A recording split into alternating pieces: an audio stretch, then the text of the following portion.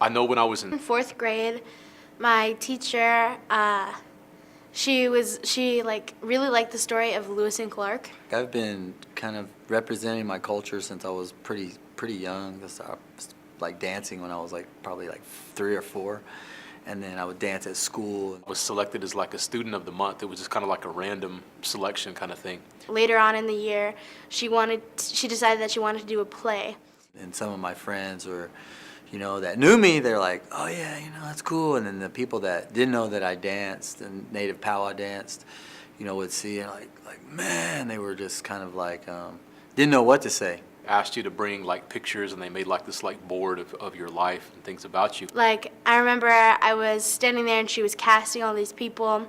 I used to be a fancy dancer when I was younger, and that was one of the things. Some of those pictures were put in. I think my mother was the one who brought in the pictures or whatever, and they put them up there.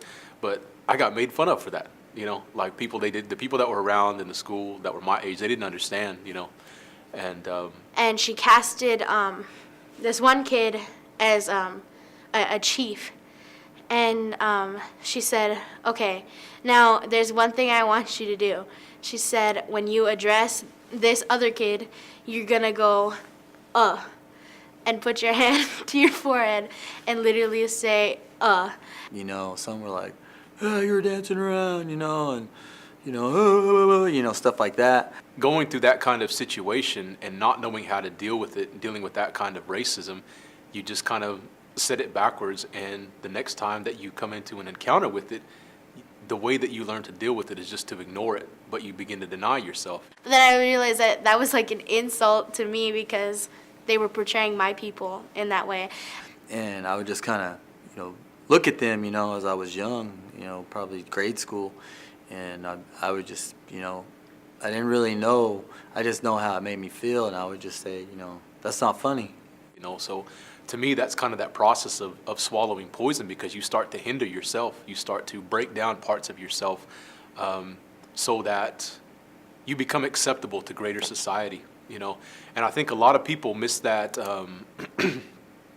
the way that comes into play with a lot of young people, and the harm that it can do mentally to a person, subconsciously, when you deal with these kind of issues of mascots and costumes. Let's say, Noah Dudahe. My name is Brian Frijo. I'm from the Skeety Band of Pawnee and Nukasogi clan of the Seminole people. I'm not a costume. My name is Tokata Ironeyes. I'm 14 years old, and I'm from the Standing Rock Reservation. I am not a costume. I'm not a costume. I'm not a role to be played. I'm Jeremy Fields, Meta. I'm a father. I'm an artist. I'm Pawnee. I'm Crow. I'm here. I'm now. I'm alive.